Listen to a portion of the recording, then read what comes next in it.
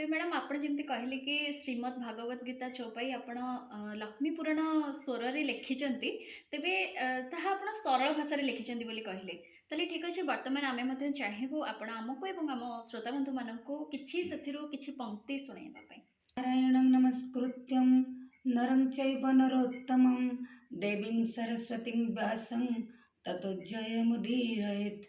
ॐ नमः भगवते वासुदेवाय। श्रीमद्भगवद्गीता प्रथमोऽध्यायः अर्जुनविषादयोग।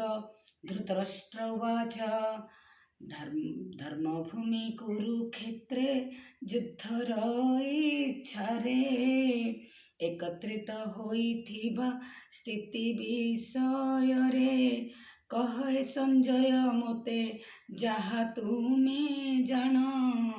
ମୋର ଏବଂ ପାଣ୍ଡୁଙ୍କର ପୁତ୍ର କଲେ କ'ଣ? ସଞ୍ଜୟ ଉବାଚ ଯୁଦ୍ଧାରମ୍ଭ ସମୟରେ ରାଜା ଦୁର୍ଯ୍ୟୋଧନ ଦେଖିଲେ ଚକ୍ରବ୍ୟୁହରେ ପାଣ୍ଡବଙ୍କ ସୈନ୍ୟ। ଦ୍ରୋଣାଚାର୍ଯ୍ୟଙ୍କ ଦିଗକୁ କରିଲେ ଗମନ। ପାଶେ ପହଞ୍ଚିବା ପରେ କହିଲେ ବଚନ, ହେ ଆଚାର୍ଯ୍ୟ ଦେଖନ୍ତୁ ଏ ପାଣ୍ଡବମାନଙ୍କୁ। ବିଶାଳ ସେନାଙ୍କ ମଧ୍ୟରେ ଦ୍ରୁପଦ ପୁତ୍ରଙ୍କୁ ଆପଣଙ୍କ ବୁଦ୍ଧିମାନ ଶିଷ୍ୟ ଧୃଷ୍ଟଦ୍ୟୁମ୍ନ ସଜାଇଛି ବ୍ୟୁହଠାରେ ପାଣ୍ଡବଙ୍କ ସୈନ୍ୟ। ଗୀତା ସୁଗୀତା କର୍ତ୍ତବ୍ୟା କିମନି ଶସ୍ତ୍ର ବିସ୍ମରେ ଯସ୍ୱୟଂ ପଦ୍ମନାଭସ୍ୟ ମୁଖ ପଦ୍ମାତ୍ ବିନିସୃତା। ଭୀମସ୍ୟାପି ରଣେ ଭଙ୍ଗଂ ମୁନିରପି ମତିଭ୍ରମ ଯଦି ଶୁଦ୍ଧମ ଶୁଦ୍ଧଂ वा मम दोष न विद्यते। ओम शांति शांति शांति।